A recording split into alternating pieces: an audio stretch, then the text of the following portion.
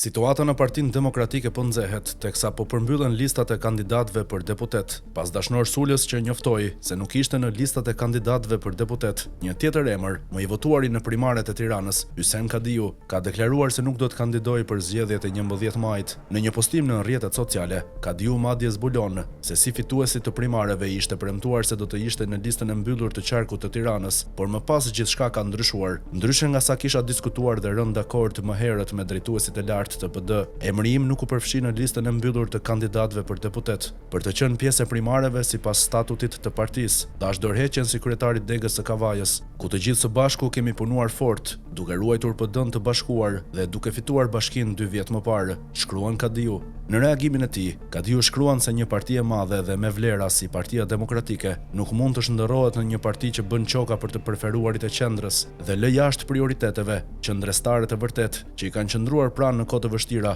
dhe që janë përpjekur çdo ditë të bëjnë më të mirën për të. Ashtu si kundër ishte paralajmëruar, duket se Berisha po harton listat me besnikët e tij dhe jo me njerëzit më të votuar të primareve. Në Tiranë më të votuarit nga primaret ishin Hysem Kadiu, Jorida Tabaku, Dhurata Çupi, Ilir Ali Mehmeti, por asnjë prej tyre nuk u përfshi në listën e sigurt.